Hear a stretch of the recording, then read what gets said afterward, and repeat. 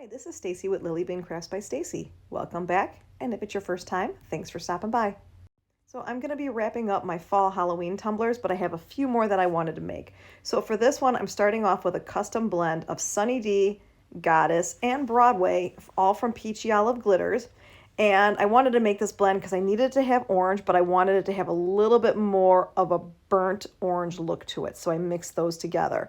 I'm also going to be making it into an ombre, and I'm going to be using Prestige, also from Peachy Olive Glitters. And I picked this color black because it has specks of the champagne gold in it, and it just blended well with the color tone of what I was going for.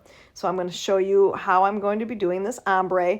And things with my filming went a little bit wonky because my light kept wanting to turn off. And so I got it, but the coloring is not as good as I would like when I'm doing an ombre because I just don't have the brighter light that I'm going with it. But here's kind of how I've got the ombre, and here's where you see me flickering the light on and off.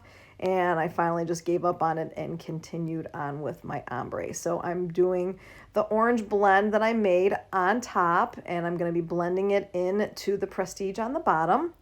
And I'll be tapping that off, and then I'll be hitting the Prestige on the bottom again for its final coat to make sure I get full coverage. And then I'll be going back up to my orange blend and combining that to finish off the ombre.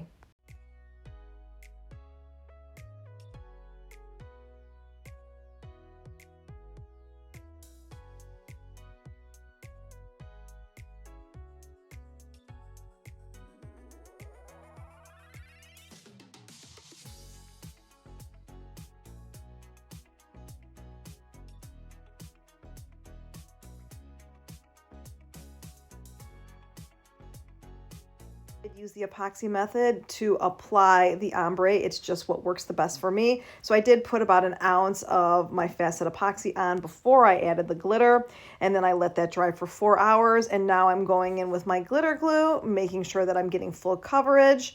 Want it all to be set in its position, and I'm going to let this dry for 4 hours, and then I'll start applying my top epoxy layers.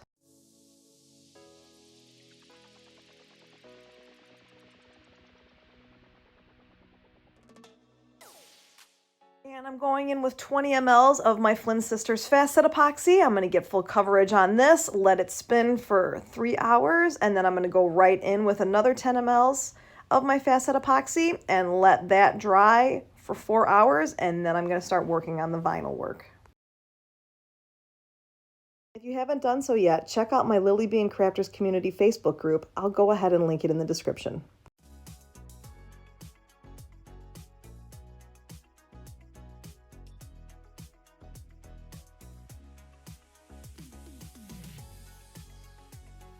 I got this cute vinyl decal combo from this shop on Etsy called Custom Designs by Shell. Her stuff is so adorable. I will link it in the descriptions. Check it out. She's starting to come out with her Christmas designs now. I just love the way that this pattern was, and I had to do something with it. So what I'm doing is I cut out from a V-split template the top portion of this vinyl, and I used just a triangle that I cut out for a template. And then I decided that I wanted to use as much of this vinyl as possible, but in a different way. So for the bottom, I just went ahead and I measured out how far I wanted it to go up the tumbler so that I can have it kind of combine with the V-split piece that I have to kind of create a different look, and also have it so that on the other side where the decal goes, you'll really be able to see that ombre. I'm going to go ahead and apply the bottom piece first, and I'm going to go ahead and just cut off a piece of the backing so that I can do the hinge method. It's just the best way that it works for me when I'm applying vinyl. So I'm just going to line it up and make sure that I have it exactly where I want it to be. And I wanted it to go up a little bit because I wanted to be able to see a little bit of the glitter at the bottom of the tumbler. So I'm just going to go ahead and apply this. This is a removable vinyl, so it is really easy to work with. And then I'm going to go in now and apply the V-split top portion of it. This one here, I'm going to cut just a small piece of the corner and use this part to do the hinge method. And as I'm doing it, I did run into a little bit of a problem where it wasn't running evenly. So about here, I decided to go ahead and pull it back off very carefully. Once again, it is removable, so you can do this. I pulled it off, lined it up, and then now I'm going back in again. One of the things that I did make sure as I was applying this was that the back side of it, the bottom of the triangle, was going to hit in the center exactly where the line is on the back of the bottom piece of vinyl so that it matches up together and gives it proper form as far as the dimensions. And then I got that all applied, and I'm going to grab my little tumbler tool that I got from Camipaige Boutique. And now I'm going to apply the decal. And as usual, I do not measure up and use the hinge method when I'm applying the decal. For some reason, I can do it with vinyl, but I cannot do it with decals. So I'm just going to go ahead and line it up the way that I want it to be and very carefully apply it.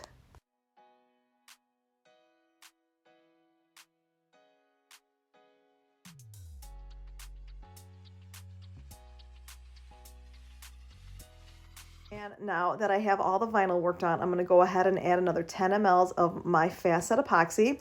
Let this spin for 4 hours, and then I'm going to go start doing all my edging and detail work.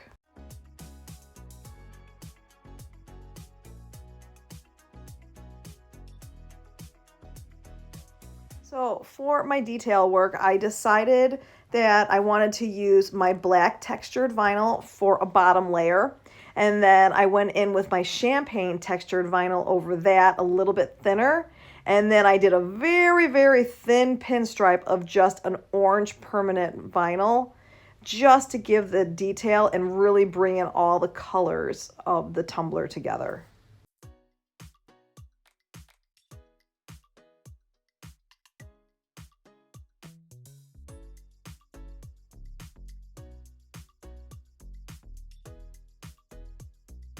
As I was doing the edging, I wasn't quite sure how far I wanted to take it. So as I was laying the black down, I just brought it all the way from the top, down the side, and all the way to the bottom to kind of lay out how I wanted the pattern to be. Because with edging, this is where you can make the design a little bit more intricate and really add a flawlessness to it.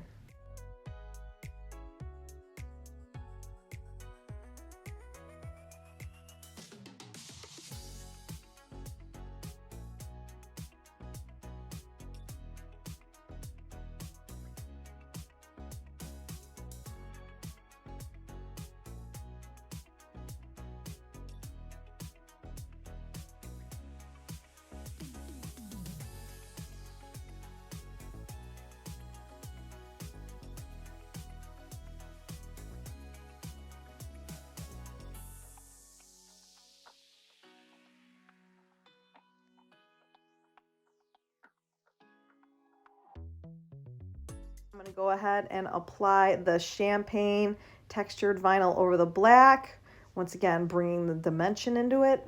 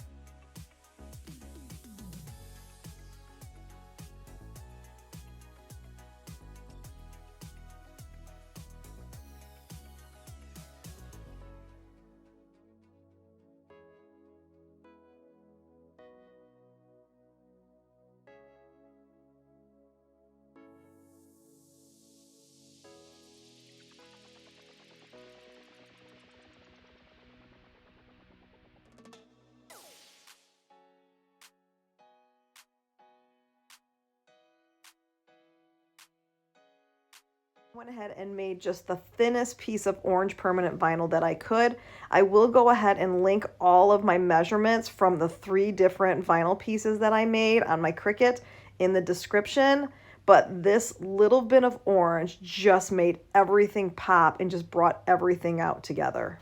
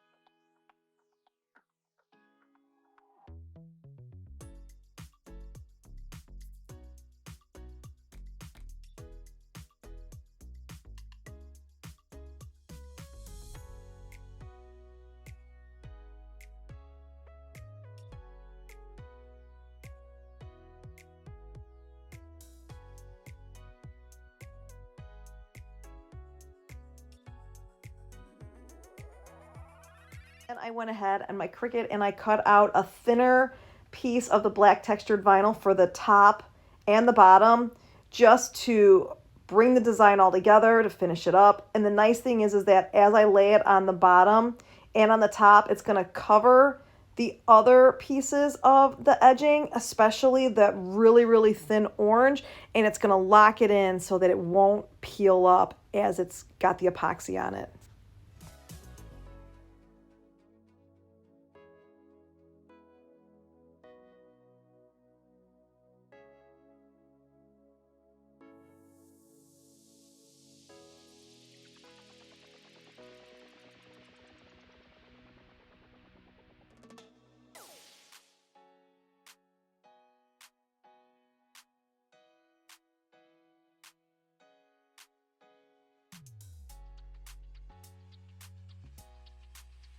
I'm going to finish it up with my last 2 coats of epoxy. This first one is 10 mLs of my fast set epoxy. I'm going to put this on really good, make sure that I pop all the bubbles, let this spin for 4 hours, and then I'm going to sand everything down really good. But you want to sand down very carefully over the edging because you don't want to accidentally, sand it too hard so that it leaves marks. And then I'm going to add my final 10 mLs of my regular medium viscosity Flynn Sisters epoxy, and I'm going to let that spin for 8 to 10 hours until it is completely dry and it is ready to cure.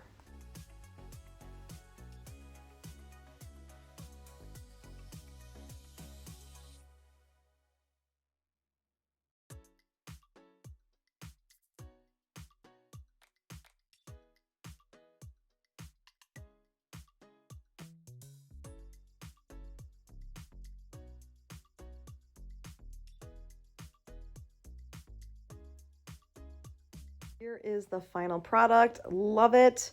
I really wanted to get a lot of the vinyl on there because these little ghosties are so cute. They are so detailed.